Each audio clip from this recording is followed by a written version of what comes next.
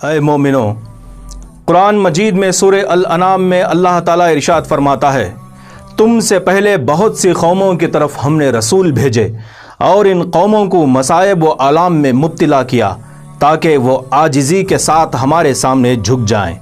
پھر اگلی آیت میں اللہ تعالیٰ 3 چیزوں کی طرف اشارہ کرتا ہے اور فرماتا ہے، پس جب ہماری طرف سے ان پر سختی آئی تو کیوں نہ انہوں نے عاجزی اختیار کی، مگر ان کے دل تو سخت ہو گئے اور شیطان نے ان کو اطمینان دلایا کہ جو کچھ تم کر رہے ہو خوب کر رہے ہو۔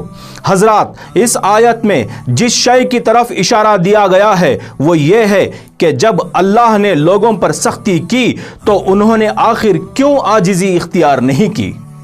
اللہ تعالیٰ کہہ رہا ہے کہ جب ان پر مصیبت آئی تو انہوں نے ہماری طرف پلٹنا چاہیے تھا اور ہم سے دعا کرنی چاہیے تھی، عاجزی و انکساری کے ساتھ۔ اللہ تعالیٰ اس آیت میں بتا رہا ہے کہ ان کا معاملہ کچھ اور ہے۔ خدا کی ایک کے بعد ایک نشانیاں دیکھ کر بھی وہ نہیں پلٹے اور ان کے دل سخت ہو گئے۔ وَلَٰكِنْ قَسْتَ قُلُوبُكُمْ، ان کے دل سخت ہو گئے۔ دل کے سخت ہو جانے کا مطلب یہ ہے کہ اتنی نشانیاں اور مصائب اپنی آنکھوں سے دیکھنے کے باوجود انہوں نے اسے نظر انداز کر دیا۔ اے مسلمانوں، کیا ہم اندھے ہیں؟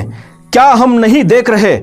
ہماری آزادی ہم سے چھین لی گئی ہے، ہمارے گھر والوں سے ہم نہیں مل سکتے، ہم گھر کے باہر نہیں نکل سکتے، ہوائی اڈوں پر نہیں جا سکتے، بازار نہیں جا سکتے، معیشت بحال نہیں کر سکتے، ہم سے ہماری تمام آزادیاں چھین لی گئی ہیں۔ کیا ہم نہیں دیکھتے کہ اللہ نے کتنی تیزی کے ساتھ یہ بتا دیا ہے کہ مخلوق کتنی کمزور ہے اور وہ خدا کتنا طاقتور ہے؟ ہم کتنے فقیر ہیں اور وہ کتنا غنی ہے؟ کیا ہم نہیں دیکھتے کہ اس نے کتنی تیزی سے یہ واضح کر دیا ہے کہ انسانوں کی ٹیکنالوجی اور ان کی کامیابیاں خدا کی طاقت عظمیٰ کے نزدیک کیا معنی رکھتی ہیں؟ جو زندگیاں ہم جیتے تھے وہ آج کتنی خیالی نظر آتی ہیں۔ کیا ہم نہیں دیکھتے کہ آج کیا صورتحال ہے؟ ہم ابھی اس وبا کے اثرات نہیں جانتے ہیں۔ حضرات، ان تمام چیزوں کو خود دیکھنے کے بعد بھی نسل انسانی میں عاجزی نہیں دکھتی، مگر امت مسلمہ ایسا نہیں کر سکتی۔ اس کے دل نرم ہونے چاہیے۔ دلوں کے نرم ہونے کا مطلب یہ ہے کہ ہم پوری عاجزی کے ساتھ یہ قبول کریں کہ ہم نے خدا کی عائد کردہ حدیں پار کر چکے ہیں اور غلطیوں پر غلطیاں کر رہے ہیں۔ سماج کے اصل آئین کو قائم کرنے یا چلانے میں ہم کتنے ناکام ہوئے ہیں، اور یہ کہ ایک قدیم عرصے سے کھلے طور پر ظلم و زیادتی کر رہے ہیں یا کرنے والوں کو روک نہیں رہے ہیں۔ ہمیں کم سے کم اپنی غلطیوں کو قبول کرنا چاہیے، اگرچہ سماج اسے نظر انداز کرتا ہو۔ ہم بطور مسلمان اللہ سے مغفرت طلب کریں اور شیطان کے شر سے پناہ مانگے۔ وَزُيِّنَ لَهُمُ الشَّيْطَانُ مَا كَانُوا يَعْمَلُونَ، اور شیطان نے ان کو اطمینان دلایا کہ جو کچھ تم کر رہے ہو خوب کر رہے ہو۔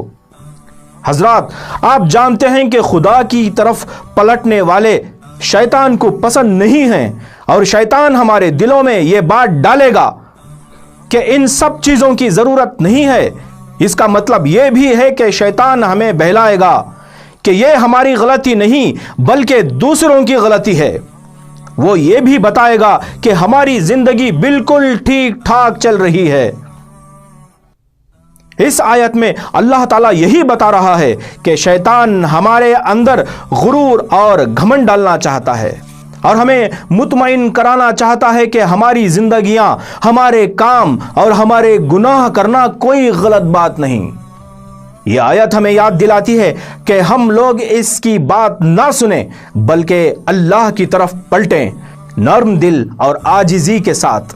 نرمی کا مفہوم یہی ہے کہ ہم حالت کو سمجھیں، ہم یہ پہچانیں کہ خدا کی طرف سے ہم پر کتنی بڑی آزمائش آئی ہے، ہم یہ سمجھیں کہ موت ہمیں گھیر چکی ہے، ہم یہ جان لیں کہ ہم میں سب نے اپنے رشتہ داروں، دوست و احباب کھو دیے ہیں، ہم یہ بھی مان لیں کہ اگلی بار نہ جانے کس کی باری ہوگی۔